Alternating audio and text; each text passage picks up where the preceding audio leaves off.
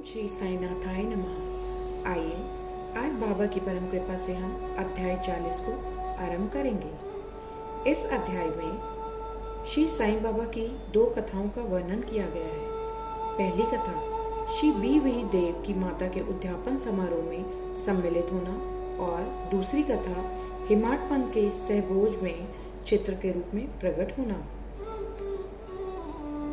पहली कथा बाबा किस प्रकार श्रीमान देव की मां के यहाँ उद्यापन में सम्मिलित हुए और दूसरी कथा बाबा किस प्रकार होली त्योहार के भोजन समारोह के अवसर पर बांद्रा में हिमाटपंथ के गृह में पधारे।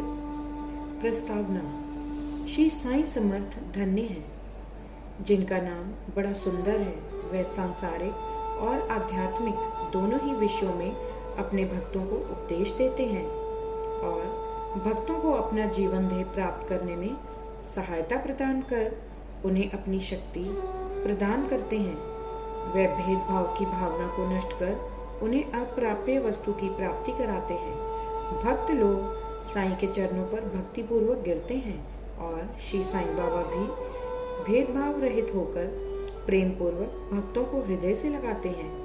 वे भक्तगणों में ऐसे सम्मिलित हो जाते हैं जैसे वर्षा ऋतु में जल नदियों से मिलता है तथा उन्हें अपनी शक्ति और मान देता है। आइए पहली कथा श्रीमती देव का उद्यापन उत्सव की सुने। श्री बी देव ढाणू में मामलतदार थे। उनकी माता ने लगभग 25 या 30 व्रत लिए थे, इसलिए अब उनका उद्यापन करना आवश्यक था।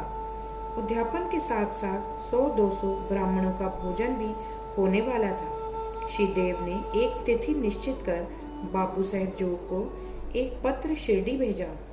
उसमें उन्होंने लिखा कि तुम मेरी ओर से श्री साईं बाबा को उद्यापन और भोजन में सम्मिलित होने का निमंत्रण दे देना और उनसे प्रार्थना करना कि उनकी अनुपस्थिति में उत्सव अपूर्ण ही रहेगा।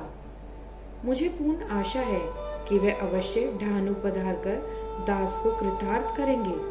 बापू साहेब जोग ने बाबा को वह पत्र पढ़कर सुनाया। उन्होंने उसे ध्यान पूर्वक सुना और शुद्ध हृदय से प्रेषित निमंत्रण जानकर वे कहने लगे कि जो मेरा स्मरण करता है उसका मुझे सदैव ही ध्यान रहता है। मुझे यात्रा के लिए कोई भी साधन, गाड़ी, तांगा या विमान की आवश्यकता नहीं है। मुझे तो जो प्रेम से पुकारता है उसके सम्मुख मैं अविलंब ही प्रकट हो जाता हूँ। उसे एक सुखद पत्र भेज दो कि मैं और 2 व्यक्तियों के साथ अवश्य आऊँगा। जो कुछ बाबा ने कहा था जोग ने श्रीदेव को पत्र में लिखकर भेज दिया। पत्र पढ़कर देव को बहुत प्रसन्नता हुई, परंतु उन्हें ज्ञात था कि बाबा केवल रहाता, रुई और नीम गांव के अतिरिक्त और कहीं भी नहीं जाते हैं। फिर उन्हें विचार आया कि उनके लिए क्या असंभव है। उनकी जीवनी अपार चमत्कारों से भरी हुई है। वे तो सर्वव्यापी हैं। वे किसी भी वेश में अनायास ही प्रकट होकर अपना वचन पूर्ण कर सकते हैं। उद्यापन के कुछ दिन पूर्व एक सन्यासी ढाणू स्टेशन पर उतरा, जो बंगाली सन्यासियों के समान वेशभूषा धारण किए हुए था। दूर से देखने में ऐसा प्रतीत होता था कि वह गौरक्षा संस्था का स्वयंसेवक है। वह सीधा स्टेशन मास्टर के पास गया और उनसे चंदे के लिए निवेदन करने लगा। स्टेशन मास्टर ने उसे सलाह दी कि तुम यहाँ के मामलेदार के पास जाओ और उनकी सहायता से ही तुम यथेष्ट चंदा प्राप्त कर सकोगे। ठीक उसी समय मामलेदार भी वहाँ पहुँच गए। तब स्टेशन मास्टर ने सन्यासी का परिचय उनसे कराया और वे दोनों स्टेशन के प्लेटफॉर्म पर बैठे वार्तालाप करते रहे। मामलेदार ने बताया कि यहाँ के प्रमुख नागरिक श्री राव साहेब नरोत्तम सेठ ने धर्मार्थ कार्य के निमित्त चंदा एकत्र करने की नामावली बनाई है। अतः अब एक और दूसरी नामावली बनाना कुछ उचित सा प्रतीत नहीं होता। इसलिए श्रेयस्कर तो यही होगा कि आप 2-4 माह के पश्चात पुनः यहाँ दर्शन दें। यह सुनकर सन्यासी वहाँ से चला गया और 1 माह पश्चात श्री देव के घर के सामने तांगे से उतरा। तब उसे देखकर देव ने मन ही मन सोचा कि वह चंदा मांगने ही आया है। उसने श्री देव को कार्यव्यस्त देखकर उनसे कहा, श्रीमान, मैं चंदे के निमित्त नहीं वरन भोजन करने के लिए आया हूँ। देव ने कहा, बहुत आनंद की बात है, आपका सहर्ष स्वागत है। सन्यासी बोले, मेरे साथ 2 बालक और हैं। देव, तो कृपया उन्हें भी साथ ले आइए। भोजन में अभी 2 घंटे का विलंब है, इसलिए देव ने पूछा, यदि आज्ञा हो तो मैं किसी को उनको बुलाने को भेज दूं? सन्यासी बोले, आप चिंता न करें, मैं निश्चित समय पर उपस्थित हो जाऊंगा। देव ने उनसे दोपहर में पधारने की प्रार्थना की। ठीक 12 बजे दोपहर को तीनों वहां पहुंचे और भोज में सम्मिलित होकर भोजन करके वहां से चले गए। उत्सव समाप्त होने पर देव ने बापू साहब जोग को पत्र में उल्हाना देते हुए बाबा पर वचन भंग करने का आरोप लगाया। जोग वह पत्र लेकर बाबा के पास गए, परंतु पत्र पढ़ने के पूर्व ही बाबा उनसे कहने लगे, अरे, मैंने वहां जाने को वचन दिया था, तो मैंने उसे धोखा नहीं दिया। उसे सूचित करो कि मैं अन्य 2 व्यक्तियों के साथ भोजन में उपस्थित था, परंतु जब वह मुझे पहचान ही ना सका तब निमंत्रण देने का कष्ट क्यों उठाया था। उसे लिखो कि उसने सोचा होगा कि वह सन्यासी चंदा मांगने आया है, परंतु क्या मैंने उसका संदेह दूर नहीं कर दिया था कि 2 अन्य व्यक्तियों के साथ मैं भोजन के लिए आऊंगा, और क्या वे त्रिमूर्तियां ठीक समय पर भोजन में सम्मिलित नहीं हुई। देखो, मैं अपना वचन पूर्ण करने के लिए अपना सर्वस्व निछावर कर दूंगा। मेरे शब्द कभी असत्य न निकलेंगे। इस उत्तर से जोग के हृदय में बहुत प्रसन्नता हुई और उन्होंने पूर्ण उत्तर लिखकर देव को भेज दिया। जब देव ने उत्तर पढ़ा तो उनकी आंखों से अश्रुधाराएं प्रवाहित होने लगी। उन्हें अपने आप पर बड़ा क्रोध आ रहा था कि मैंने व्यर्थ ही बाबा पर दोषारोपण किया। वह आश्चर्यचकित से हो गए कि किस तरह मैंने सन्यासी की पूर्व यात्रा से धोखा खाया, जो कि चंदा मांगने आया था, और सन्यासी के शब्दों का अर्थ भी ना समझ पाया कि अन्य 2 व्यक्तियों के साथ मैं भोजन पर आऊंगा।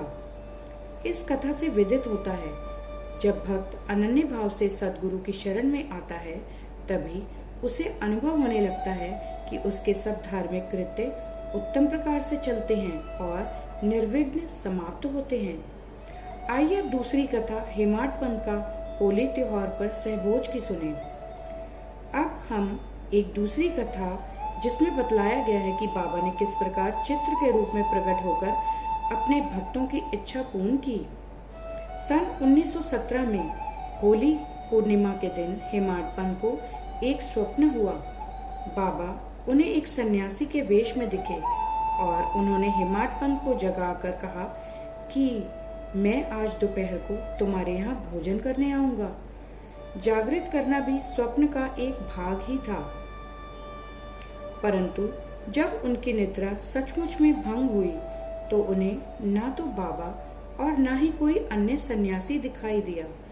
वे अपनी स्मृति दौड़ाने लगे और जब उन्हें सन्यासी के प्रत्येक शब्द की स्मृति हो आई, यद्यपि वे बाबा के सानिध्य का लाभ गत 7 वर्षों से उठा रहे थे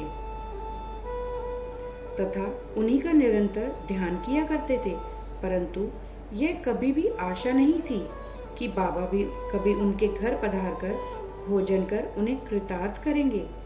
बाबा के शब्दों से वह अति हर्षित होते हुए अपनी पत्नी के पास गए और कहा कि आज होली का दिन है, एक सन्यासी अतिथि भोजन के लिए अपने यहाँ पधारेंगे, इसलिए भात थोड़ा अधिक बनाना। उनकी पत्नी ने अतिथि के संबंध में पूछताछ की। प्रत्युत्तर में हेमाड पंत ने बात गुप्त न रखकर स्वप्न का वृत्तांत सत्य सत्य बतला दिया। तब वह संदेह पूर्वक पूछने लगी कि क्या यह भी कभी संभव है कि वह शिरडी के उत्तम भोजन त्याग कर इतनी दूर बांद्रा में अपना रूखा सूखा भोजन करने को पधारेंगे। हेमाड पंत ने विश्वास दिलाया कि उनके लिए क्या असंभव है, हो सकता है वह स्वयं न आए और कोई अन्य स्वरूप धारण कर यहाँ पधारे। इस कारण थोड़ा अधिक भात बनाने में हानि ही क्या है। इसके उपरांत भोजन की तैयारियां प्रारंभ हो गई। होलिका पूजन आरंभ हो गया और पत्तलें बिछाकर उनके चारों ओर रंगोली डाल दी गई। 2 पंक्तियां बनाई गई और बीच में अतिथि के लिए स्थान छोड़ दिया गया। घर के सभी कुटुंबी, पुत्र, नाती, लड़कियां, दामाद इत्यादि ने अपना अपना स्थान ग्रहण कर लिया और भोजन परोसना भी प्रारंभ हो गया। जब भोजन परोसा जा रहा था तो प्रत्येक व्यक्ति उस अज्ञात अतिथि की उत्सुकतापूर्वक राह देख रहा था। जब मध्याह्न भी हो गया और कोई भी न आया, तब द्वार बंद कर सांकल चढ़ा दी गई। अन्न शुद्धि के लिए धृत वितरण हुआ, जो कि भोजन प्रारंभ करने का संकेत है। वैश्वदेव यानी अग्नि को औपचारिक आहुति देकर श्री कृष्ण को नैवेद्य अर्पण किया गया। फिर सभी लोग जैसे ही भोजन प्रारंभ करने वाले थे कि इतने में सीढ़ी पर किसी की आहट स्पष्ट आने लगी। हेमाड पंत ने शीघ्र उठकर सांकल खोली और 2 व्यक्तियों, अली मोहम्मद और मौलाना इस्मो मुजावर को द्वार पर खड़े हुए पाया। इन लोगों ने जब देखा कि भोजन परोसा जा चुका है और केवल प्रारंभ करना ही शेष है, तो उन्होंने विनीत भाव से कहा कि आपको बड़ी असुविधा हुई, इसके लिए हम क्षमा प्रार्थी हैं। आप अपनी थाली छोड़कर दौड़े आए हैं तथा अन्य लोग भी आपकी प्रतीक्षा में हैं, इसलिए आप अपनी यह संपदा संभालिए।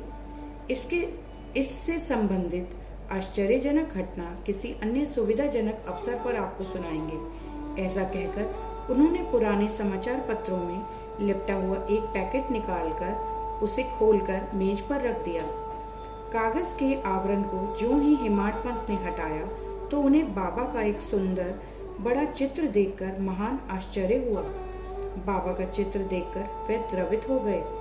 उनके नेत्रों से आंसुओं की धारा प्रवाहित होने लगी और उनके समूचे शरीर में रोमांच हो आया। उनका मस्तक बाबा के श्री चरणों पर झुक गया। वे सोचने लगे कि बाबा ने इस लीला के रूप में ही मुझे आशीर्वाद दिया है। कौतूहलवश उन्होंने अली मोहम्मद से प्रश्न किया कि बाबा का यह मनोहर चित्र आपको कहाँ से प्राप्त हुआ। उन्होंने बताया कि मैंने इसे एक दुकान से खरीदा था। इसका पूर्ण विवरण मैं किसी अन्य समय के लिए शेष रखता हूँ। कृपया आप अब भोजन कीजिए, क्योंकि सभी आपकी ही प्रतीक्षा कर रहे हैं। हेमाड पंत ने उन्हें धन्यवाद देकर नमस्कार किया और भोजन गृह में आकर अतिथि के स्थान पर चित्र को मध्य में रखा तथा विधि पूर्वक नैवेद्य अर्पण किया। सब लोगों ने ठीक समय पर भोजन प्रारंभ कर दिया। चित्र में बाबा का सुंदर मनोहर रूप देखकर प्रत्येक व्यक्ति को प्रसन्नता हुई और इस घटना पर आश्चर्य भी हुआ कि वह सब कैसे घटित हुआ। इस प्रकार बाबा ने हेमाड पंत को स्वप्न में दिए अपने वचनों को पूर्ण किया। इस चित्र की कथा का पूर्ण विवरण अर्थात अली मोहम्मद को चित्र कैसे प्राप्त हुआ और किस कारण से उन्होंने उसे लाकर हेमाड पंत को भेंट किया, इसका वर्णन अगले अध्याय में किया जाएगा। श्री सद्गुरु साईनाथार्पणमस्तु। शुभम भवतु। अध्याय 40 संपूर्णम। ओम साई राम।